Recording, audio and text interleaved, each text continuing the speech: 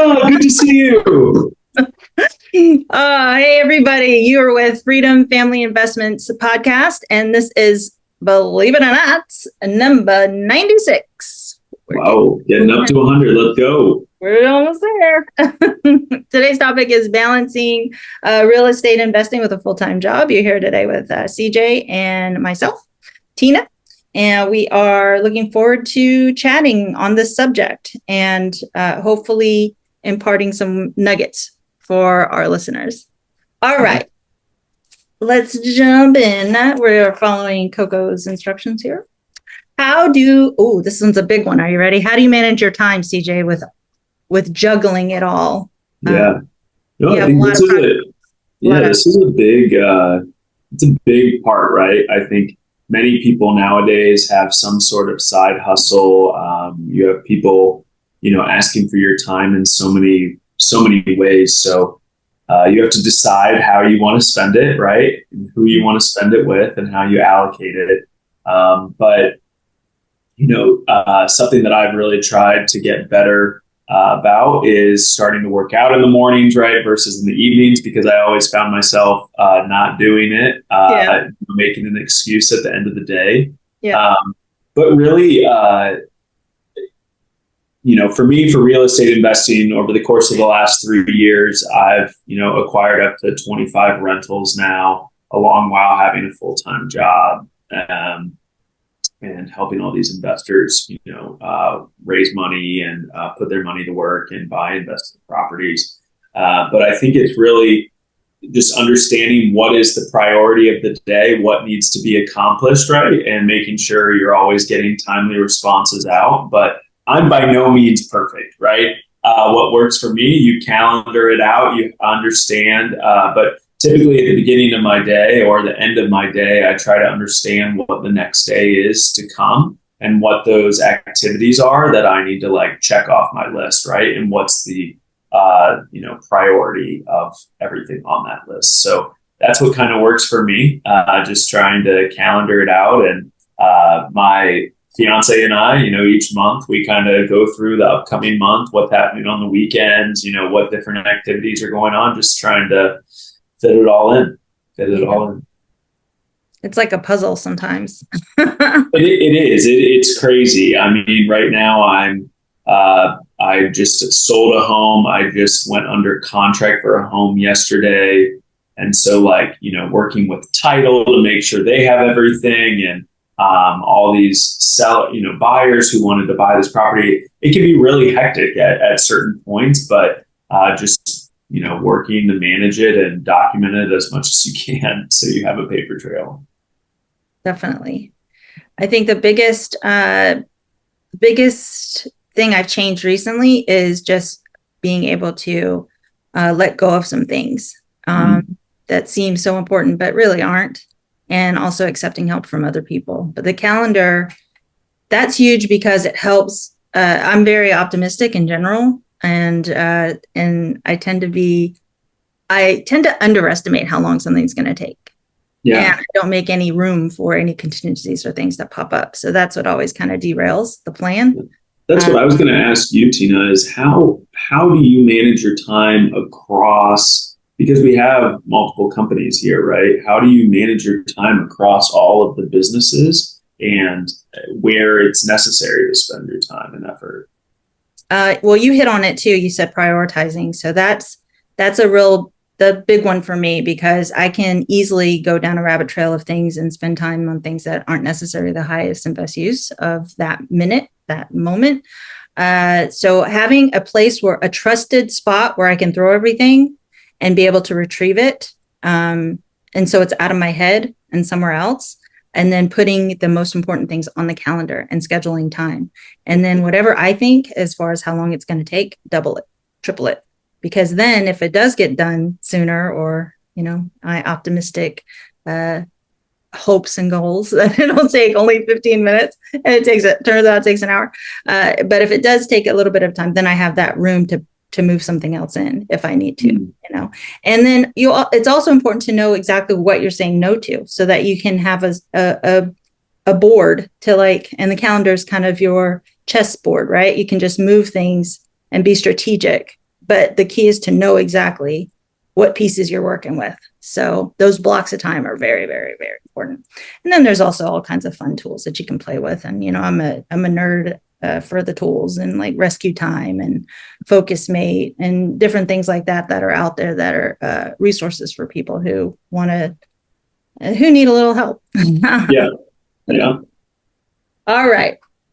Ooh, we touched on goals too. So how do you establish your goals as an investor? Like, what are your driving criteria? That's a great question. And I probably am not the best person. I've really just, I understood, I think for me, we spoke about this a little bit prior, but understanding what your strategy is. So are you going to flip? Are you going to focus on wholesaling, buying turnkey properties, hitting a certain, and then once you identify, I think that high level, or syndications, I'm going to invest in syndications or private lending. Then you start narrowing down what is your buy box within that strategy, I think, right? So for me personally, I decided I was going to buy long-term rentals where I'm from in Dayton, Ohio, because it is a really great cash flow market. From there, right? So that was my strategy, buy long-term rentals. And then more specifically, I narrowed my buy box, right? I figured I was only going to buy multifamily properties, small multis here in Dayton, and I was going to focus on East and South Dayton, right? So there's different pockets, as you're aware, right? Some may cash flow better, but they may have be in rougher neighborhoods, or there's trade-offs. So for me, I found East Dayton is a great spot, kind of hits that middle point, B- type neighborhoods. And, I've had a lot of success. I've bought value add deals there. And so from a specific goal, I may not be the best, right? I assess a lot of properties to understand what makes sense to purchase based off of certain cash flow and criteria that I have. But that's kind of how I've gone about it, right? Identifying my strategy and then getting closer into my buy box. And then whatever comes through, I will take on, right? I try not to say, I'm going to buy 3 properties this year, right? I haven't been that prescriptive. Well, I'll take it to kind of the more of a broader view. Why real estate and not other things? And not to say you're not investing in other things, but clearly, real estate is a big chunk of it. Why that area of investment? Yeah. So out of university, I threw a lot of money at stocks, specifically tech stocks. I've done well, but ultimately, I like the control that you have with real estate, right?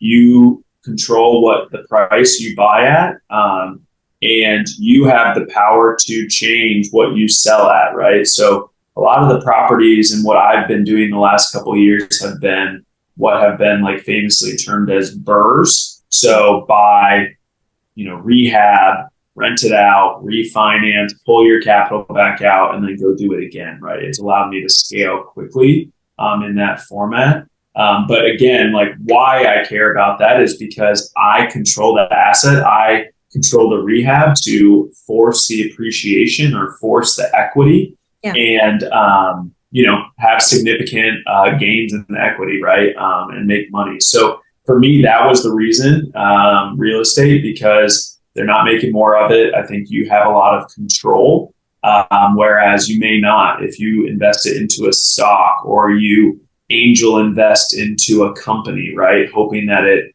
eventually IPOs. You don't really have a lot of control. And I'm not a control freak. I'm actually really passive with my real estate investing. Some of my properties, I haven't even seen the interior of them, but just they met my certain financial metrics, and I let my property manager, take it from there.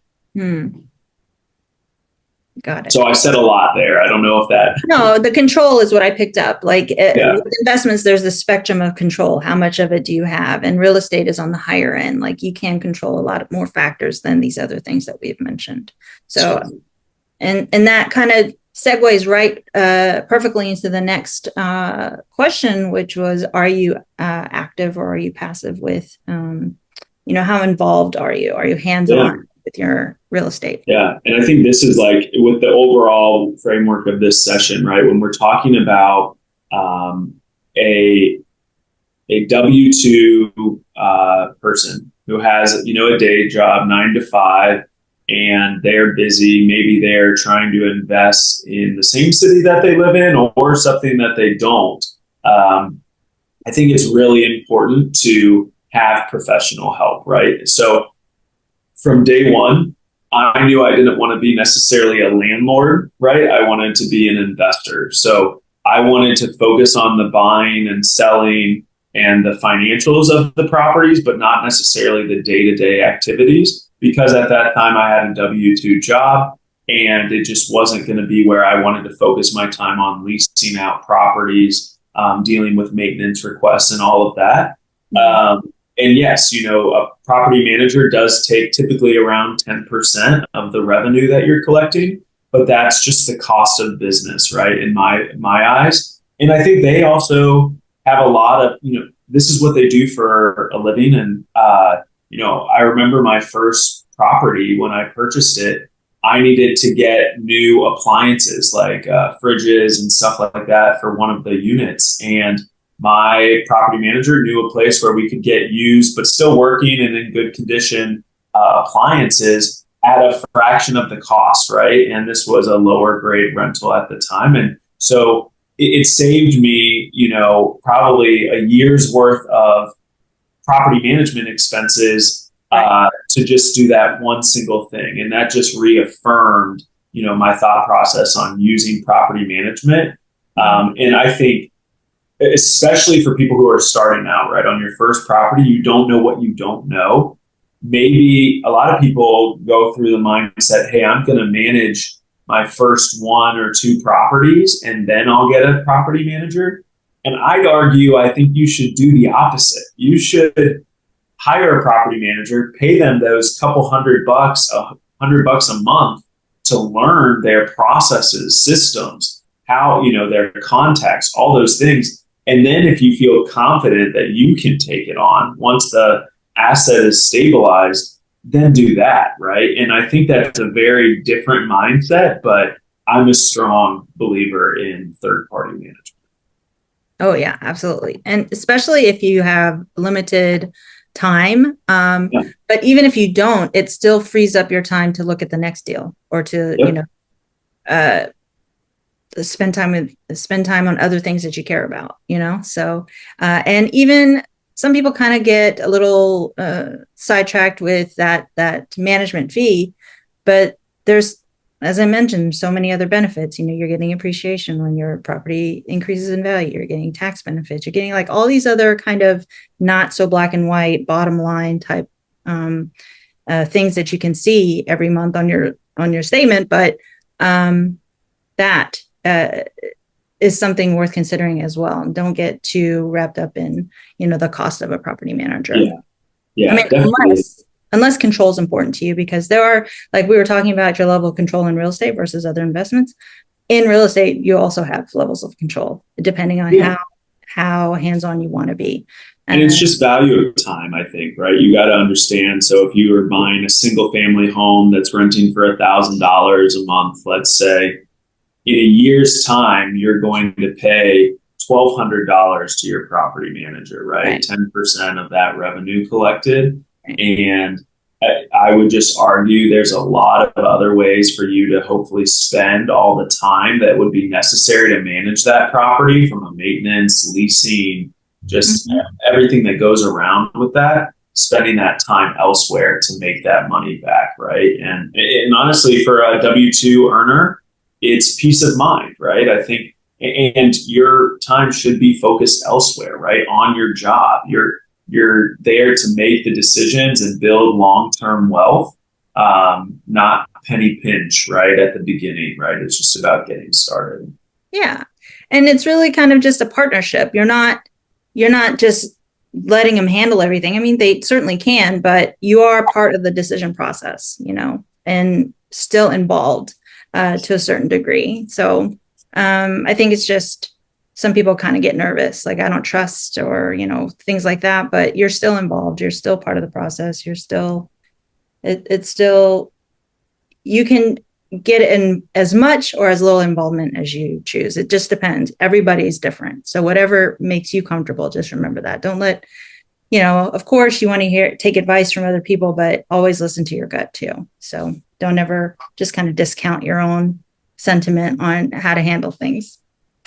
All right. How do you keep track of trends in the markets and all that fun stuff?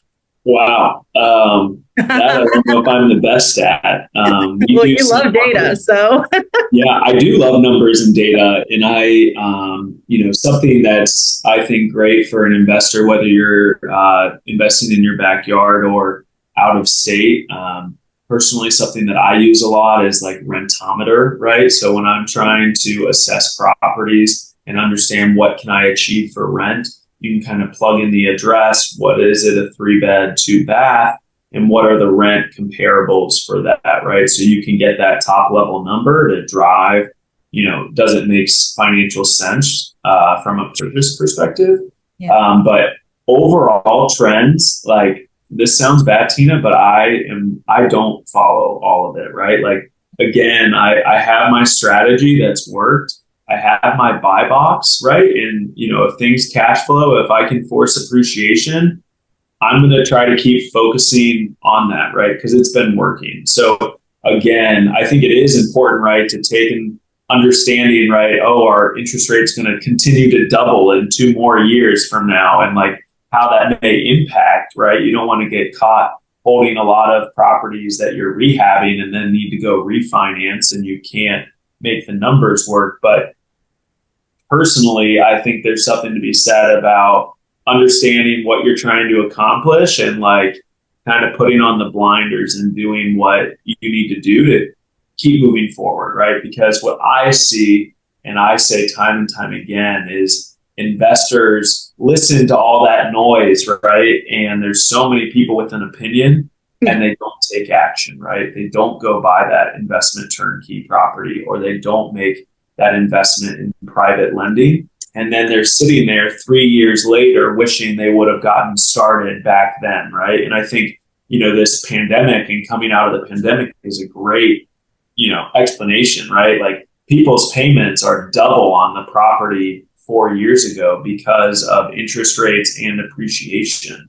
So, that's my opinion. I'd love to hear what you'd say, because you're probably caring a lot more about it, managing freedom. Yeah. So I'm fortunate enough to be like my day job is in real estate. So it's really easy. I have a lot of accessibility to people who share their knowledge, and, I'm more plugged in, right? But you don't necessarily need to work in real estate full time in order to do that. I think going back to your advice of listening to people who actually are doing it is key, and just kind of finding those folks who, when they speak, it makes sense and it resonates with you. Like, okay, are they full of hot air, or does this, do they really know what they're talking about? And finding those people and kind of just using that. You don't have to dig in. You don't have to research. You don't have to look into, different things all the time. You just find those trusted resources. And that would be my advice, because you don't have time to be spending time and all that stuff. Yeah. Just plug into people who know what they're talking about. Yeah, totally agree, Tina. Like, I just spoke to someone who I hadn't spoken to in a number of years, right? And he'd seen, I post a little bit about what I'm doing with real estate. And he just said that he'd talked to his aunt who had sold him his home, right? Who he utilized. And he had been interested in real estate investing these last 3 years during the pandemic. And, she really discouraged it, right? And said, you got to be afraid of interest rates, or what if you have vacancy, and all these things. And, he respected his aunt, of course, and took that advice because she had been in real estate for 20 years as an agent. But I asked, and I knew the answer to the question. I said, how many properties does she own? and, how many rentals does she own, what you're trying to do? And he said 0, right? So again, taking that advice from people who are doing what you are wanting to do, and just learning to take other advice, maybe with a little bit of grain of salt, right? Do they have that experience to be giving that opinion that you should be listening to?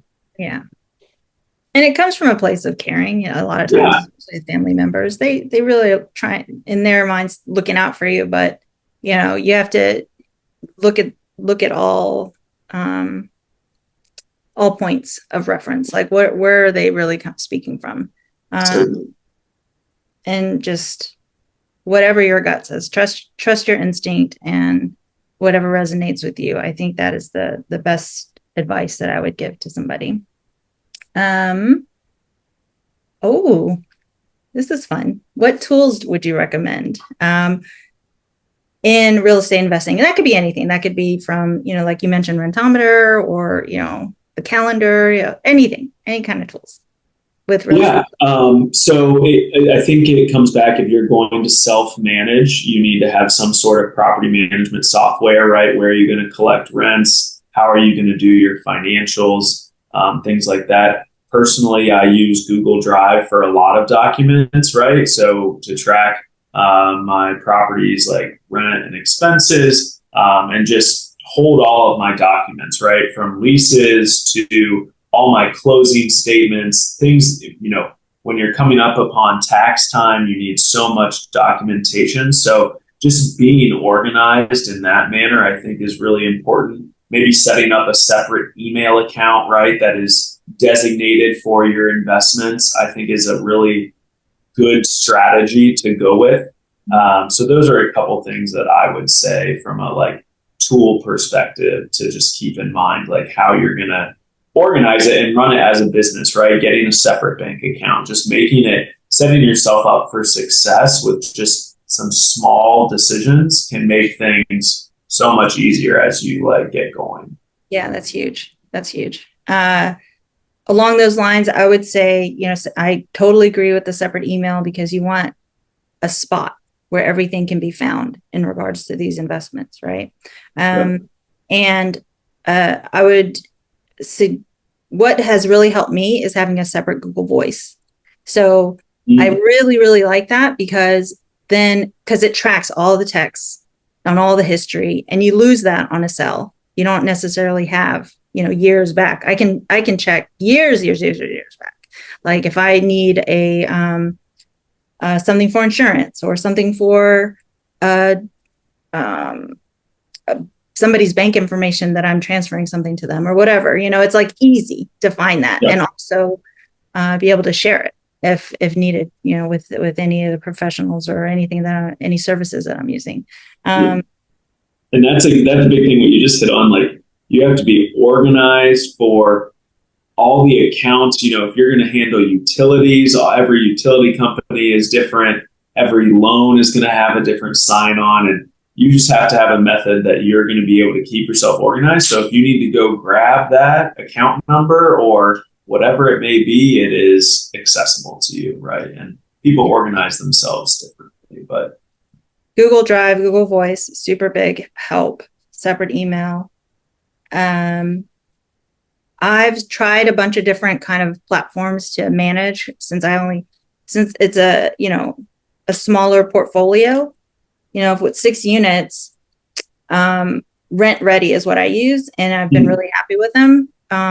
Mainly because they have an app for the residents, and I don't have to answer as many questions as I used to. Now I just direct them to Rent Ready support. Oh, you have a question about that? Yeah, here you go. Shoot. So that's great. Yeah, super easy. Happy with them. Google Voice, Rent Ready. Oh, and join Facebook groups, local Facebook groups around your property. Okay. So if you're not close to your properties and they're in a different state or wherever, join local groups around that property, because it's a really good resource to find contractors, vendors, services, to get recommendations from actually people who've used the services before. Yeah, I can't, Tina, this is my crazy story of the week. I cannot encourage that enough. Multiple of my deals have come off of my Facebook groups here in Dayton that I've joined.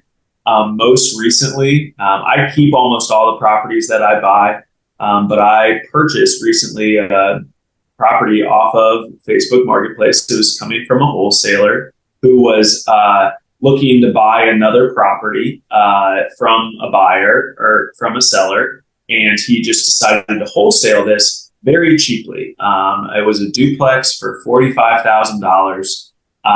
And I looked at it, it needed a big rehab, so I was a little afraid of it. And I said, let me see if I can just list this on the market. You know, I'm an agent, and see what we can do. And I listed it for 85 without touching it, and I got over 10 offers in a weekend, and I'm in contract at 99. So I'll hopefully clear, you know, $40,000 or more from the Facebook group. So go join them right now, you guys. Go join your Facebook groups. There's money to be made. And if not, it's just good for contractors, right? Like any sort of questions you may have about taxes in the area or whatever it is, it's such a great resource, and people are afraid to post, but no, you just do it, right? Get your questions answered so you know, and you're more confident to take action and decisions. Yeah. And there's a lot of opportunity for win-win in those groups, and utilize the search function so that, because there's plenty, if you have a question, guaranteed there's a lot of people that have already asked that question too. So save yourself some time in that space as well. So it's a little hot tip. Oh, okay. Stress and burnout. How do you handle it? Yeah. I think this is a good question for those that are having those W-2 jobs, right? So I think something that I struggled with is, you know, had so much going on outside of my W-2 and things were going well. Do I just quit the W-2? And that was a big question for me. But the stress, right? Sometimes there's just a lot going on. And so I think it is important to understand where you're at, the progress that you've made, right? And that it's going to be all okay. But like something that I'm constantly trying to work on is like acknowledge the progress and the growth that I've had. And, you know, also get yourself grief, right? Understand it's not always going to be perfect. Those stressful times will hopefully settle. And just like, you know, enjoy the journey as much as you can. Like I'm kind of bad at that. Like I just want to get back after it and go. You know, I just sold my first property yesterday, and I was ready to just come back to work today and, you know, act like nothing had happened. And it was a big win, you know, but my, you know, fiance said, let's go out, let's get dinner, let's celebrate these moments. Right. And like, I think enjoying the journey, right, is what I would kind of say to like how I try to keep the stress levels low. But it definitely happens when you're juggling multiple things. How do you deal with it? Some days are harder than others, for sure. But what's helpful to me is remembering, you know, not only celebrating the wins and kind of letting that marinate and set, you know, recognize it, enjoy it, instead of focusing on all the things that might stress you out, but remembering the overall goal and vision of things and why I'm doing what I'm doing, right? I enjoy real estate because it touches so many things. And to me, it's the biggest lever that I can use to create impact in this life. So you're affecting communities, you're affecting, you know, just even the person you hire to go fix your dishwasher, you know, like it just touches so many things on top of providing a home for somebody, right? That helps me kind of bring me back down to like, okay, I'm doing this for a bigger purpose, and this is why. So it kind of keeps things smaller. It puts the right perspective on it, so I don't blow things up and like get super stressed out about stuff.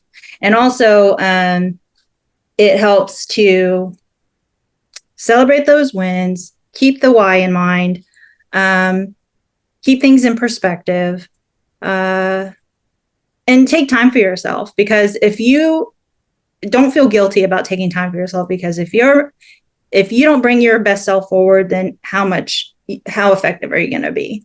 So it's not selfish to spend time on yourself and to spend time on things that you enjoy.